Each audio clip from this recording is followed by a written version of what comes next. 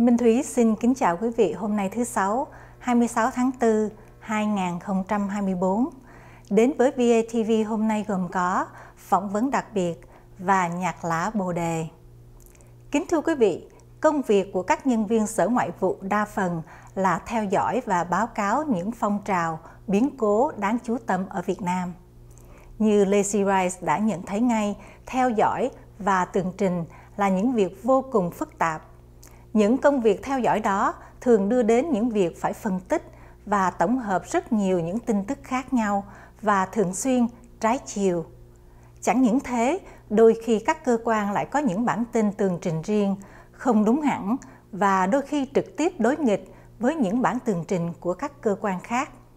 Chính phủ Mỹ phải làm gì khi nhận được những bản tin tường trình hoàn toàn khác biệt của Sở Ngoại vụ, CIA và Bộ Tư lệnh Viện trợ Quân sự Việt Nam? Xin mời quý vị theo dõi sự suy nghĩ và giải thích của ông Lacy Wright trong phần 5 phỏng vấn đặc biệt do Phan Lê Dũng, Võ Thành Nhân và Minh Thúy thực hiện.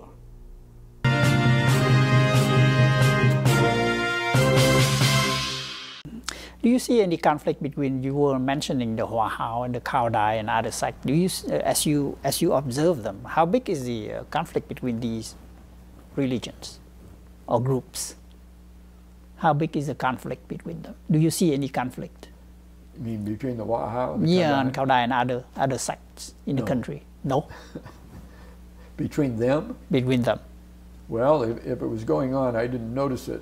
In fact, one of the things that I did notice, or believe I noticed in Vietnam, was that the Vietnamese who belonged to a certain group were not trying to proselytize people in other groups. Mm-hmm. If you were a Catholic, people, okay, he's Catholic. If you were a Buddhist, okay, he's a Buddhist. They were not trying to convert people from one to another. In fact, I'll tell you an amusing story. Mm-hmm. When I was down in the Delta, in Binh Binh province, there was an American pastor.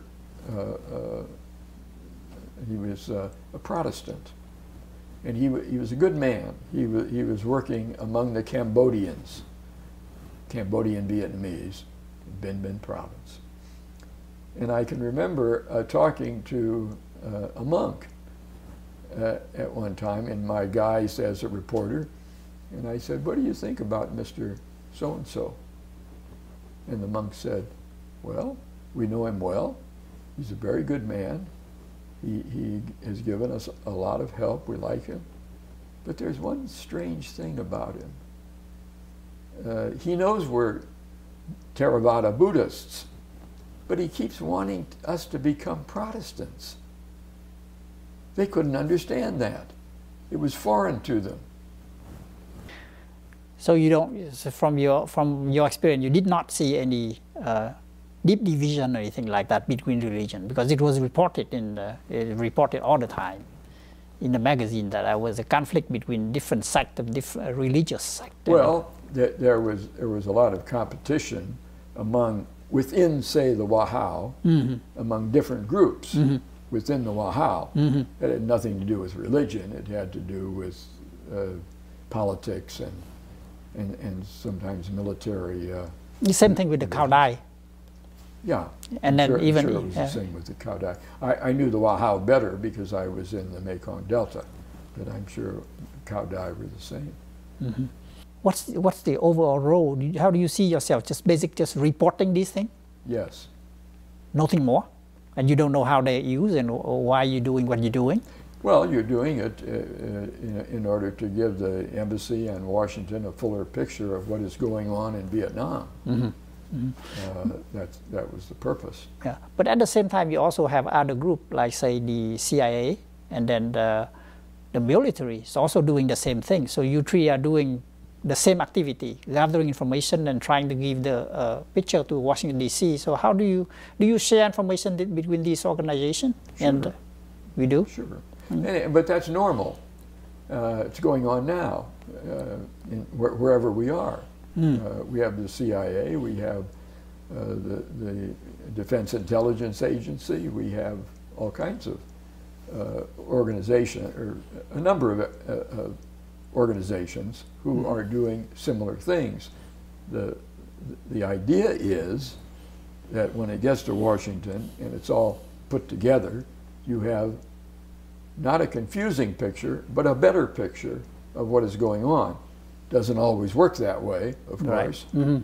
I mean, that's why after 9/11, we started a new overall intelligence organization to try to make sure that it was better coordinated. But that's the idea. Mm-hmm. Do you see any improvement in the coordination between the year you said 69 you were there, and then from 69 say to 72?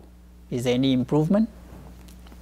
Because the reason I asked that question, because I talked to a lot of CIA agents and also a lot of people in the military advisor group, and they seem to doubt one another's information. For example, they don't.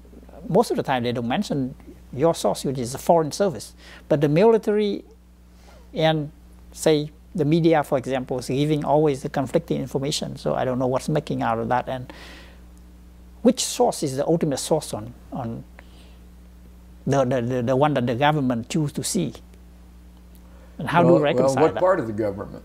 The administration, yes. The Pentagon would be looking at the Defense Attaché's office and all of that. State Department would have been looking at the embassy political section primarily. Mm-hmm. But all of them would have gotten the reporting of everybody else.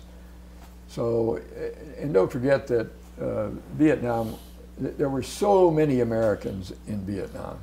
It was so complicated that if you were an analyst trying to put all this stuff together, it would not have been an easy job.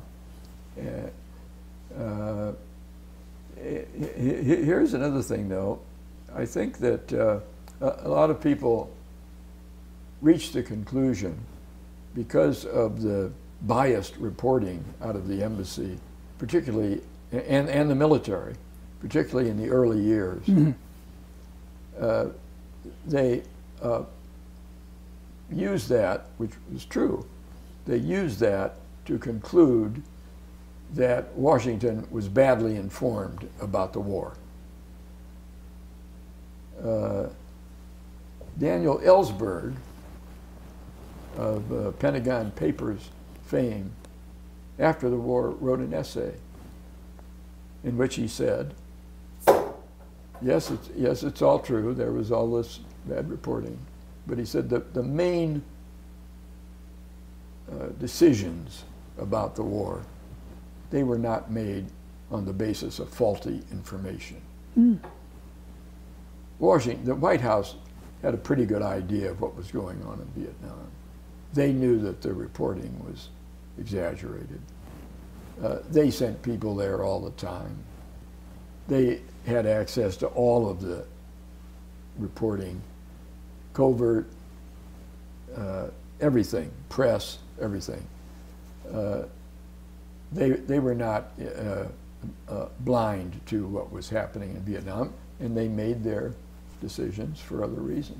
President Johnson clearly made his decisions for domestic reasons. And so I would say that even though there was a lot of misreporting, and there must have been some consequence to that, overall, you can't, I would not blame any failure either on our part or that of the South Vietnamese on bad reporting. Mm. With maybe one exception. And Frank Snepp has written about this and talked about it. Near the end of the war, there was, and this was as a result of our overly optimistic reporting, especially in the military channel.